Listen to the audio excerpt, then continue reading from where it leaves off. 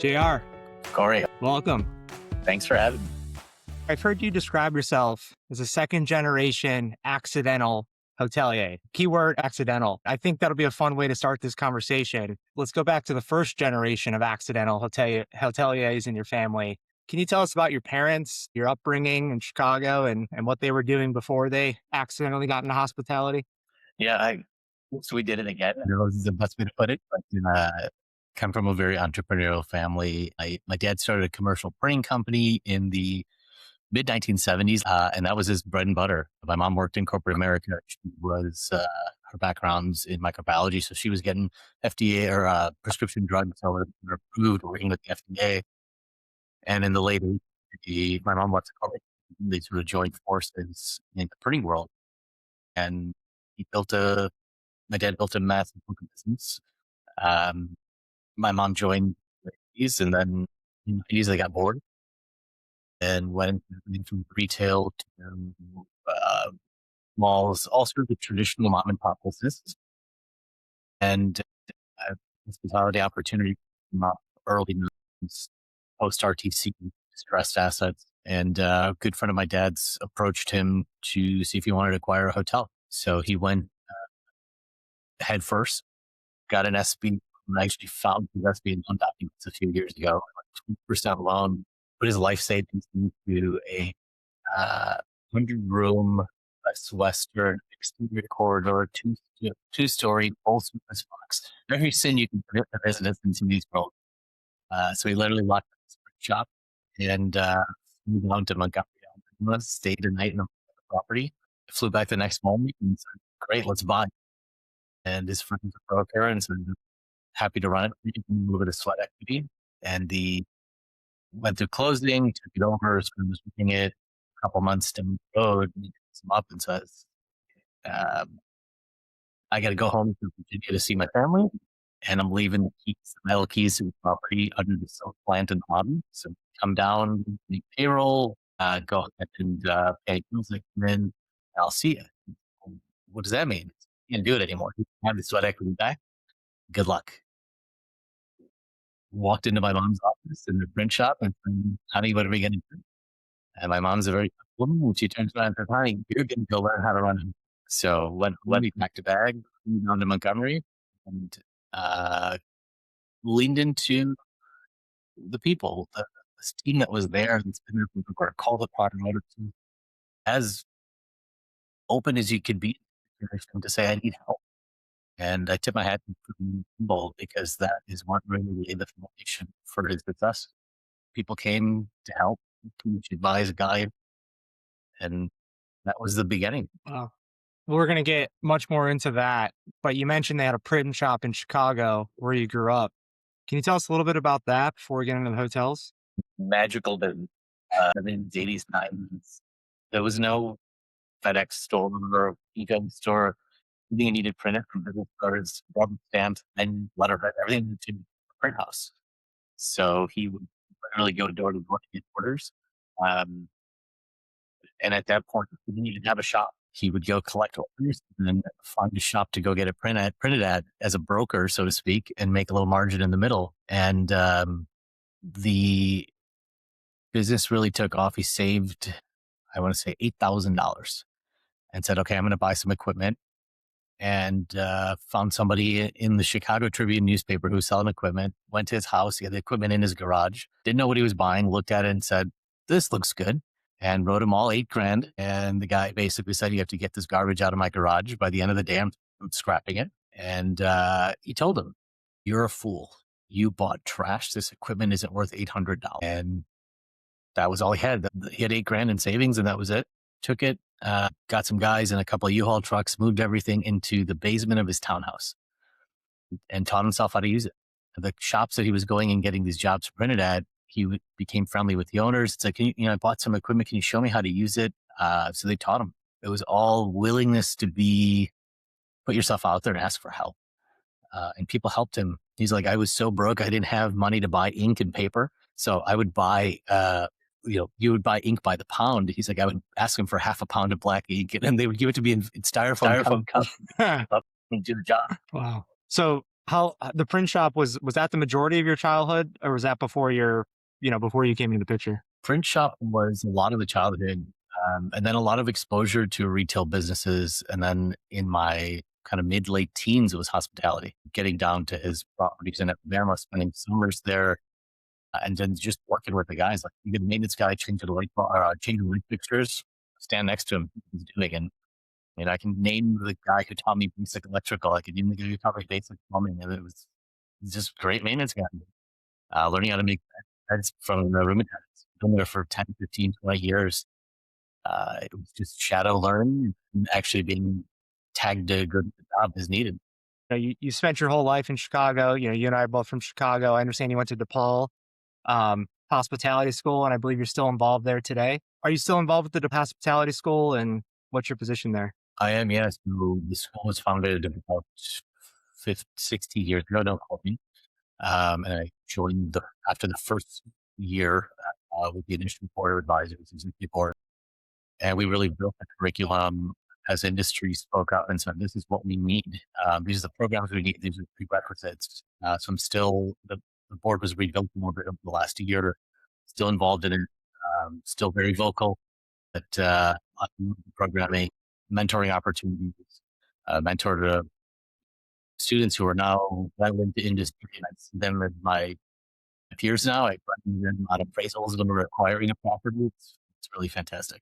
A particular person you met at DePaul had a pretty big impact on your life when you were an undergrad there.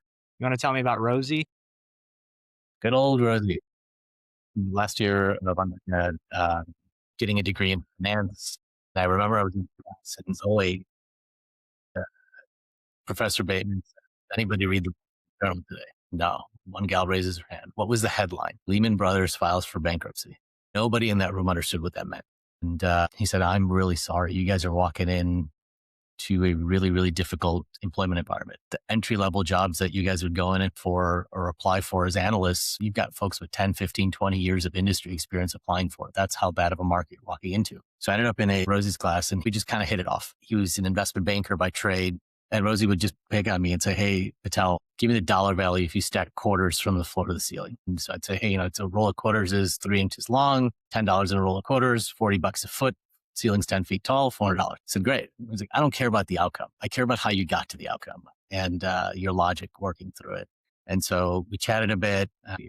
I remember our last class, he brought pizzas in for everybody and said, bring a beverage. And he said, guys, I really don't know what to tell you. You guys are walking out into no man's land right now. We started chatting and he said, I'm an investment banker handling clients above, X dollar range. If you're interested in shadowing or having a conversation, I'd love to about handling smaller clients. And I mulled it over, thought about it, attempted to go work with him for a little bit. And I just couldn't bring myself to it. That wasn't my space. After understanding it, spending some time talking to him, I didn't pursue it and it wasn't for me. And the fallback at that time was getting a law degree and having nothing to do with this crazy world we work in, and got pulled back into the family business. And there was a need. There was a need for help to figure out how to manage. We're kind of good at a lot of things and very entrepreneurial. Was given an opportunity to take the existing investments, which were scattered, and to do something with it. I always say this. I said, my folks are great building and running great businesses. And my ethos coming into it was, let's build great companies to run great businesses. And that will give us the scalability. That mindset gives us the scalability to grow and retool into being from being kind of good to a lot of really specific and strategic rather than not. After leaving DePaul, you joined right into the family business? Yeah, I mean, sort of already manage parts.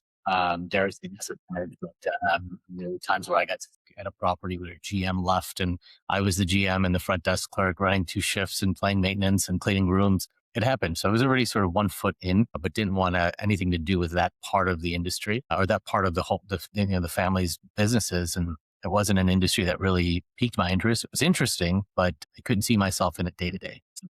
So by the time you joined, was it just that one hotel in Alabama? There was that one, and that should be about 24 months after we did the first one. He bought a second one down the street because why not? At that point, I've kind of fully dove in. He'd sold this one, bought another one. So one hotel in Montgomery, Alabama, and second one in Des Moines, of all places. When did you name the business Helix and explain why you came up with the name Helix?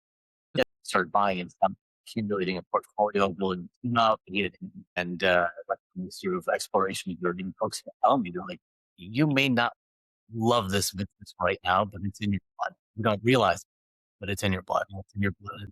So double helix. It's in your DNA. It's you and your dad. You have the one hotel in Alabama. You have the one hotel in Iowa. You start housekeeping, making rooms, doing construction around the property, just learning the business from the ground up, literally. Can you remember that time? And maybe it was your first deal that you bought, or maybe something else. There must have been a moment somewhere when you look back that you really feel it is in your DNA. You made it. You understand this business. So maybe there's potential here to build a company that isn't just let's operate a couple hotels. Operationally, being in the field really wore me out, to be honest with you. I was GM, room attendant, you name it, as needed. But my dad was very diligent to pull me out of it, to say, hey, listen, you can do something more. And I want you to do something more. I'm going to help curate some resources to help you. He was also very opportunistic. He'd call me in his office on a Monday and say, I want to renovate this hotel. And I bought a bunch of secondhand furniture and pack your bags. Its first truck shows up on Thursday. So he was a little bit of a wildcatter. And that was that. I feel like in this day and age, you and I talk about this all the time. We're so strategic. We spent 6 months planning everything and then we executed 90 days. And he was doing everything in 72 hours. That really was the battle test for me a lot of times. But I think the catalyst to say we need to build a platform was really the first couple of transactions. When we started acquiring and we said, hey, these are good quality assets. They're newer. We really need to professionally operate them. We really need to provide resources, revenue management, accounting, HR. We need a team. We need a team. We need resources. We need a name. We need an identity. And if we're going to continue down this path and really look at ourselves as owners, operators, and really be truly vertically integrated, then we need to put some resources into building that up. Today, you guys are vertically integrated, self-manage, you self-develop, self-renovate. It's a very large team. Was there ever a conversation or a time where you thought, maybe we should third party this? Listen, I think it crosses everybody. Owner, operator, you could be at 30, 40, 50 assets. You can be at 3 assets. I think it crosses everybody's mind, and probably more so in the last 5 years. I'll be honest with you, it crossed my mind. But at the end of the day, when we underwrite or we're acquiring a property, we're acquiring and underwriting to how we can operate it. And we have direct control over that. We have direct cause and impact. When we're looking at targeting an acquisition, our head of investments does his first swing at a pro forma and a 5-year forecast. And then we'll put it up on the screen with historical P&Ls with the entire team, with operations, with sales, with revenue management, with construction, and say, what's the displacement going to be? Do you think you can perform at this? Reverse engineering, what are minutes per occupied room? We're looking at this holistically. I can't necessarily do that with a third-party operator. It is a strategy for some, but I think for us, we're in an awkward time right now where margins are being pressured, and there are folks who are just frustrated with it to say, first it was the coming out of the pandemic. It's very difficult to hire people. It's very difficult to retain people. Well, we can control these things. Building culture in our organization, in our properties has become paramount. You have to give people a reason to want to be there. Into sort of the culture and ethos of Helix. But, going from the one hotel in Alabama to Iowa, take us through today. Approximately how large is the portfolio in terms of hotels? So I'll preface it by saying the last 15 months, we've been strategically exiting assets. I think we are at a transition point going from more local, regional, greater size assets to more institutional size assets. It's call it mid-market. So we went from about 14 down to 9, and then we're actively learning along the way too. So I think we have to shrink to grow. You've certainly made a name for yourself in the industry. Can you remember the time when it was you and your dad and you're going to buy assets and, getting a seat at the table? How did you build trust and credibility? Neither you or your dad really had any sort of professional, educational background. You literally learned by running a hotel, accidental hoteliers. Can you speak about that and how you earned a seat at the table with some of these large REITs that could easily throw their weight around against the little guys? I think it's twofold. One is in the brokerage community. I remember going to the first couple of big industry conferences and kind of being talked to like, why are you here? You're just, a guy with a couple of assets, and really getting the name out there, being myself, being absolutely genuine as much as I possibly could be, and being honest, like, hey, we can acquire this. The ultimate test of it is performing. And I think some of the initial deals we did with large institutions, debt funds, REITs, they were challenging. They were challenging. They were scary for us, but it was a calculated risk that we were willing to take. Be it we don't know what the PIP cost might be, or we have to put some non-refundable deposit down. I think a little bit was put your money where your mouth is. And we were at a small enough size where if we had to all hands on deck, grab an asset and wrap our arms around it, we could. So taking that type of calculated risk, really, we had the appetite for. I think the second part of that is building the relationship with those institutions that are selling. And that took a lot. That took performance and track record. That took really building relationships with individuals who are on those teams and on those committees to say, not only can we perform, but like, we all know you want to do business with people you like. I actually like you and you actually will perform and you do what you say you're going to do. And that's a beautiful equation and math to have in our favor. And I think that's a lifelong journey for me. And I think it's a lifelong journey for everyone. It's relationship building 101, but also, I don't have to take a deal necessarily through an investment committee. If we want to strike terms in a negotiation, we can do that. And having, decision maker in front of you, if you're a large institution, is kind of I would imagine a refreshing change of pace where you're used to an IC or used to a more institutionalized process. We've since evolved from there, but it really gave us a lot of flexibility in execution. I would love to get into something I know you're extremely passionate about, which is leadership, culture. Instead of just being a company that runs hotels, you're really working on building a company that then goes and operates those great properties, working on the business instead of in the business. I think our industry is challenging, right? There's a lodging side of the business and there's a hospitality side of the business. The lodging side is fundamentally convincing you to sleep in the room that somebody else slept in last night. That's lodging. It's transactional. The hospitality side of the business is the emotion. We can really only invoke that emotion. Like going to Disney as a child, you don't remember the room. You don't remember the hotel. You remember how you felt as a kid walking around, meeting Mickey Mouse and having a great time. You remember the experience. And that's hospitality. That is pervade every single person in that hotel. Every single person in Disney is pervading hospitality.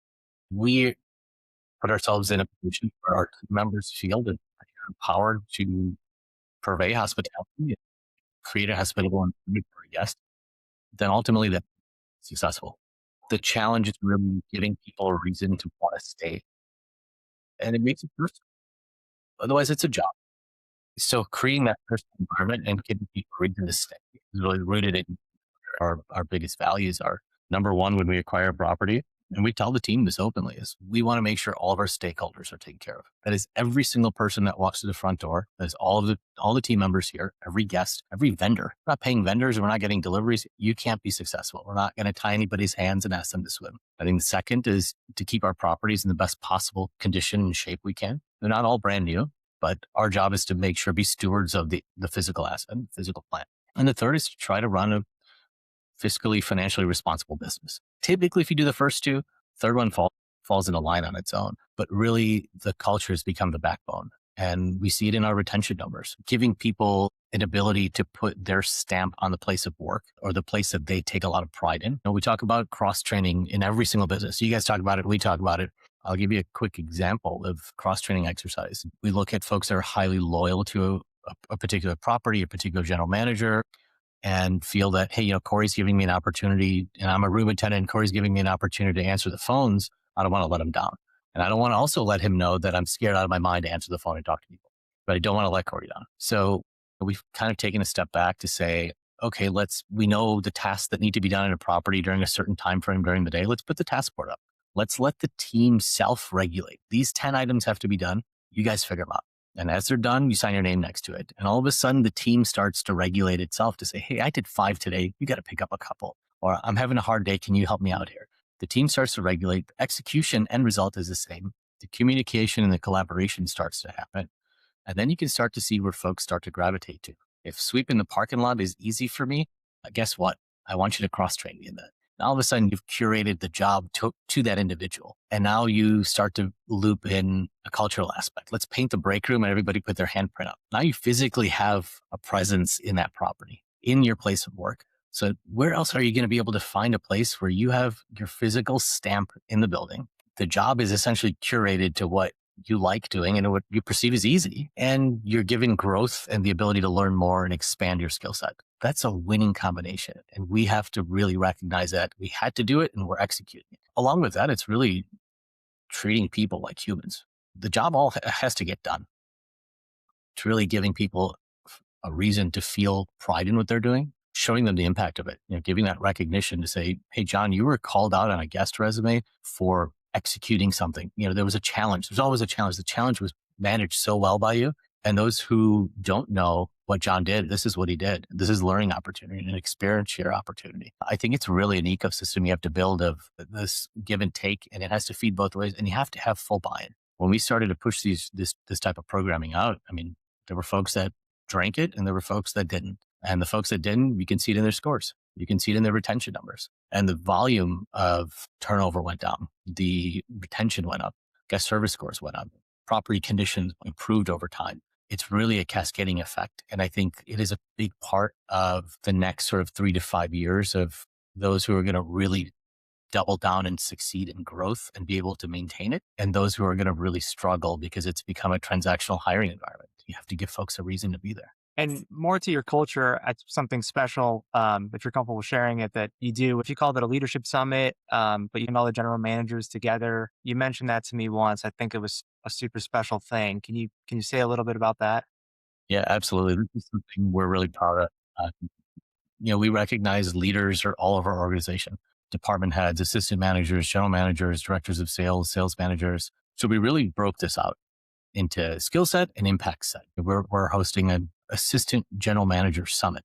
We're bringing all the assistant managers from the entire company to a specific property, which, listen, if you're an assistant manager in a hotel, travel is really not typically part of your job description. But that's a big perk. I get to go out and meet others in my role, go to a high performing property and see how they're executing. And I get to build this peer set within the organization. That's super unique. And we're willing to put the time and resources and the content and training and exercises behind it. And a lot of that is the tactical items. How do you interview somebody? Let's go through these steps.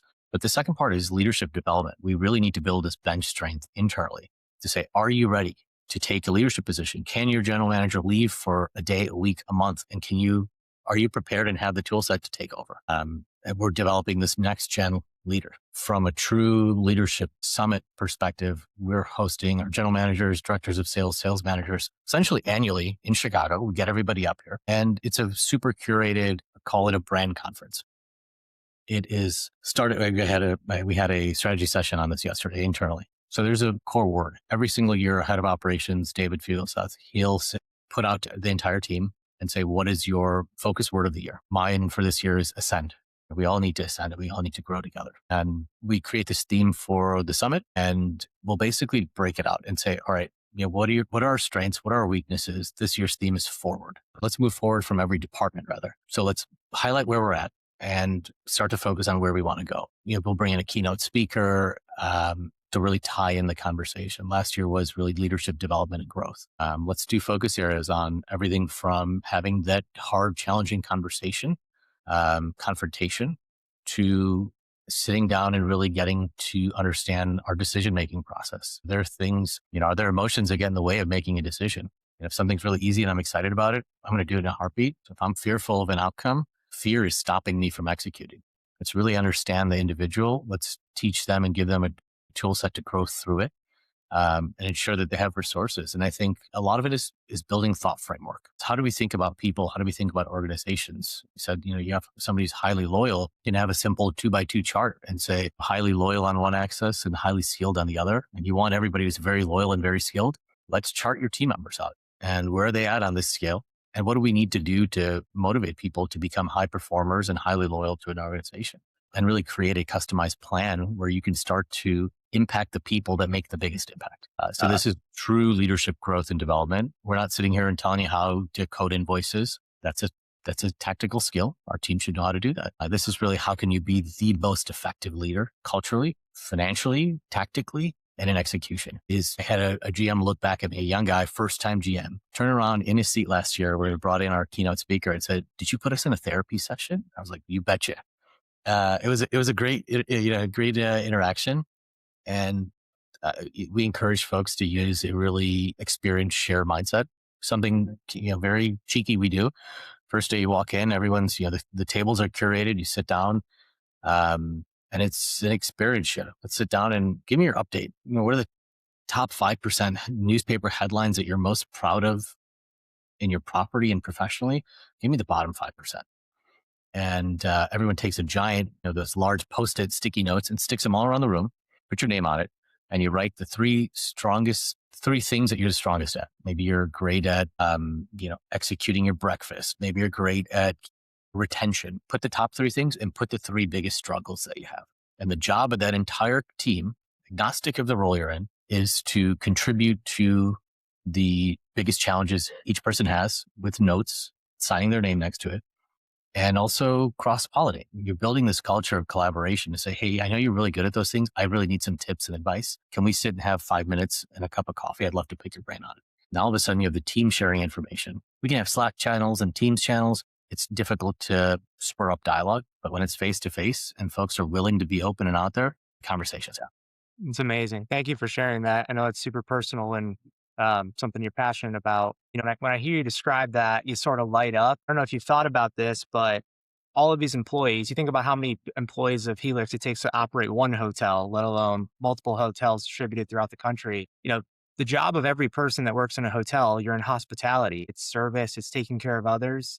You mentioned the word transactional earlier in terms of the market and the hiring process. Everything you're describing there is the opposite of transactional. If I'm going to be in the hospitality world and go to work at a hotel, I mean, the appeal of what you're investing into them, because you don't have to do this. You could just hire somebody to be a general manager or to do housekeeping or be an engineer and all the various roles. But that's a serious investment on your leadership side, that you're really taking care of people whose sole job is to show up and take care of people, your guests. That's an incredible thing that you guys are doing, and you should be very proud of that. Thank you so much. And I'll give you a candid example.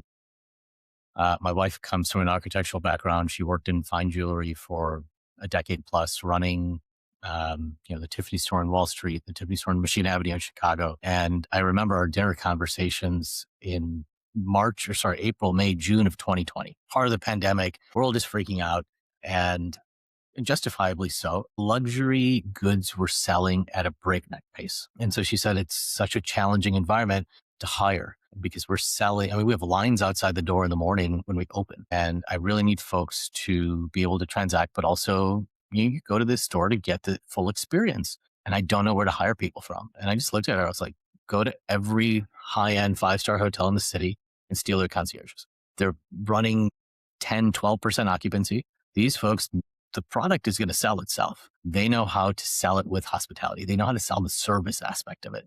That's what you need. And our dinner conversation, the detriment of our business, the growth of That's amazing. And, it's sort of a full circle moment. You mentioned Disney World, and everyone can sort of relate to this. You sparked a memory of me, not necessarily Disney World, but, some of my best memories are being a teenager and playing travel baseball in Chicago and, going on the road with your friends. And I couldn't even tell you the name of any hotel we stayed at in some suburb of Michigan or Florida, wherever we were. But it's the running around the pool, the playing with your friends, the sneaking out after whatever. I mean, those are the core memories. And then it comes full circle. And then you get to our age and, you start going to weddings and it's the same thing. You're the same teenagers that are now hanging out in the lobby of a hotel, after a buddy's wedding. So it's a really cool thing. I'm thinking of that line from Moneyball when Billy Bean says, how can you not be romantic about baseball? How can you not be romantic about hospitality? absolutely, absolutely.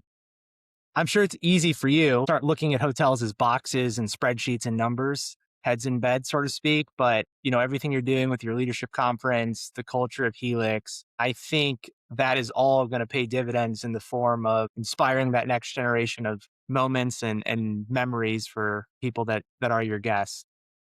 Absolutely. I mean, listen, lodging as a whole is a commodity. Hospitality is not.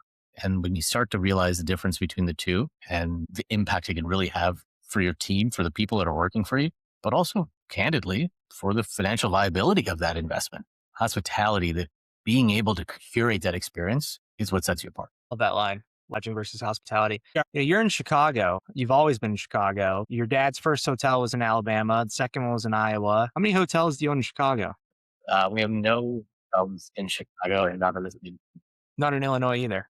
That's an interesting dynamic. It's one thing if you were trying to do leadership development culture, and all your hotels were within a driving radius, but your entire business, there's an office that sits in Chicago, but you're leading into a distributed network of employees all over the country. Do you want to say a bit about how do you set up a, business where you're running hotels nationally, none of which are, anywhere near you? Yeah, I think we were founded. The first hotel was in Alabama. This was back then. You paid $1.50 a minute for long distance calls. It was you get fast reports, high speed internet, and so we had to build the systems, processes, procedures 30 years ago, 35 years ago, almost.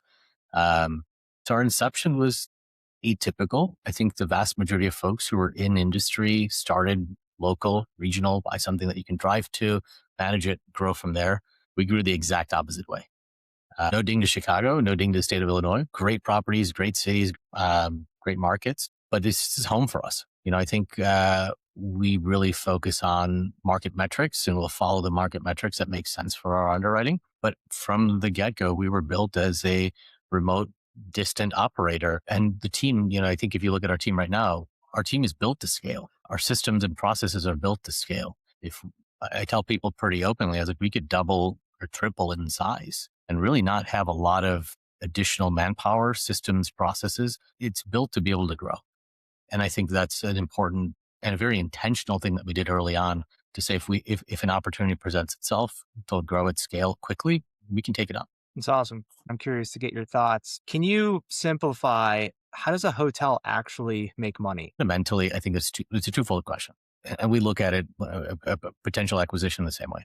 You have to be able to manage the top line and understand where revenues are coming in from.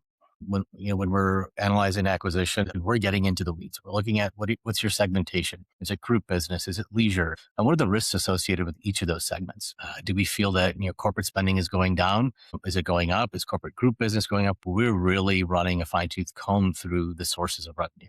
And then our corporate director of sales leans in and says, well, I feel like we're in this market, we're potentially underperforming in these segments. In the next 3, 6, 9 months, I think we can perform at this level. Let's bake that into our year one performance. So we have to manage and attempt to grow the top line. The second part is managing expenses prudently, but responsibly. I think there's a fine balance between the two to uphold the service aspect and uphold the quality of the guest experience and the physical plant, but also to ensure that we're operating effectively and efficiently. That infrastructure is built out over time. As an organization, we are negotiating master contracts for everything from pest control to telecom services. Our back-end resources and tools are monitoring room attendant minutes per occupied room. We're investing a lot of time and resources into building out AI platforms that give us more intelligence and more insights into logical decision making. If somebody is the most effective from a time perspective at cleaning a room or servicing a room, what's their quality? Maybe you actually need more time. And I think striking that balance and finding that balance is really important and having the tool set to do that. It's maintaining and growing the top and prudently managing your expenses. That's the hardest part. We all saw expenses grow pretty rapidly over the last 30 months. And how do you play offense? It's easy to play defense and be reactive, but we have to actively manage this. And we have to say, our expenses are growing in this regard in these areas. What can we do to counteract this from a top line and from a bottom line perspective? That's really the art. And an old time hotelier, family friend say, the brands bring us the top line. Our brand partners are phenomenal. They help bring us the top line. It's our job as operators to make the bottom line. That's awesome. Well, JR, as we wrap up here, I appreciate you sharing your story. We started this conversation, you're referring to yourself as accidental hotelier, and to see how far you've come, whether it's serendipity or spontaneity or destiny, Helix is in your DNA. I think you should be incredibly proud. Your parents sort of plowed the field and you planted the seeds of what would become Helix. So I know it's busy. You run around like crazy, but taking these brief pauses to sort of reflect on the journey is a special thing. I appreciate you for letting me tell my story. Absolutely, man. You're a client, you're a mentor, you're a friend, and I appreciate the relationship very much, JR. Thanks for doing it. Appreciate you, man. Yeah.